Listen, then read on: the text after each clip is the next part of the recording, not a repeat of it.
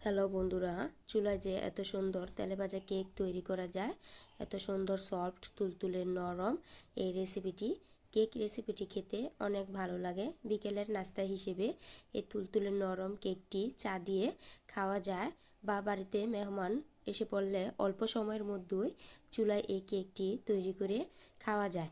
প্রথমে আমি নিয়ে নিলাম এই কেকটির জন্য তৈরি করব কী কী উপকরণ দিয়ে 3টি ডিম নিয়ে নিলাম।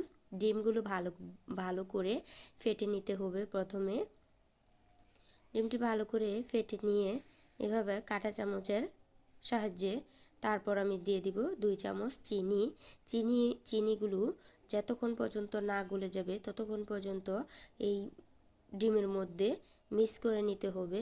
দিয়ে দিব স্বাদ মতো নুন, দিয়ে দিব 1 চামচ ভ্যানিলা এসেন্স, তাহলে ডিমের আর গন্ধটা আসবে না।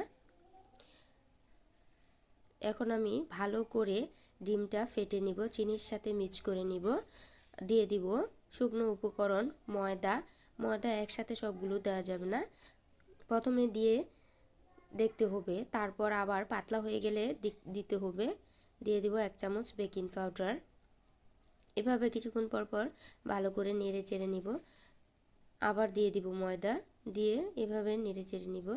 নিয়ে একটি ডো তৈরি করে নিব, না পাতলা না শক্ত, ডোটি তৈরি করে নিতে হবে। দিয়ে দিলাম 2 চামচ গুঁড়া দুধ, দিয়ে এখন হাত দিয়ে ভালো করে মেখে নিতে হবে। ডোটা তৈরি করে নিতে হবে। এভাবে মেখে মেখে দিয়ে দিব ঘরে থাকা সয়াবিন তেল 2 চামচ। হাতের মধ্যে আর বেজবে না, ডোটা হাত দিয়েই তৈরি করতে হবে। ভালো করে মতে নিতে হবে, মেখে নিতে হবে, তাহলে তুলতুল সফট নরম হবে কেকটা। 20 মিনিটের জন্য আমি রেস্টে রেখে দিব। 20 মিনিট পর আবার ফিরে আসলাম। অনেক সুন্দর হবে কেক, তেলে ভাজা কেক। বাজার থেকে আর কিনেও খেতে হবে না, ঘরেই এত সুন্দর কেক তৈরি করে খাওয়া যায়। এভাবে বাসায় ট্রাই করবেন, তাহলে বুঝতে পারবেন তেলে ভাজা কেক খেতে কত যে স্বাদ। এখন আমি একটি লিচি নিয়ে নিলাম, নিয়ে তারপর এভাবে একটা লুটি তৈরি করে নিব।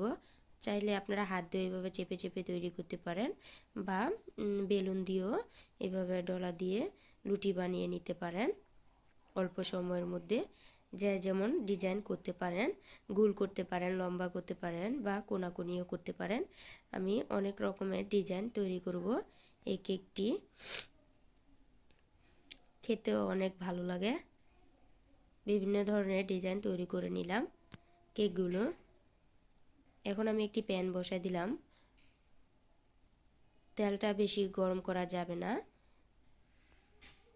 হাই হিটে দেওয়া যাবে না, লো হিটে রাখতে হবে, তাহলে দেখবেন ফুলে দ্বিগুণ হবে। ভিতর দিয়েও হবে, উপর দিয়েও হবে। জালটা বাড়িয়ে দিলে তাহলে ভিতর দিয়ে হবে না, কাঁচাই থেকে যাবে। দেখেন কত সুন্দর হয়ে গিয়েছে কেকগুলো, ফুলে দ্বিগুণ হয়ে গিয়েছে।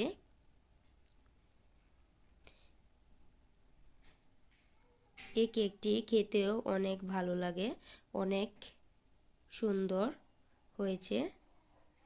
কেকটি দেখলেই মনে চায় খেতে, ছোট বড় সবারই পছন্দ এই তেলে ভাজা কেকটি।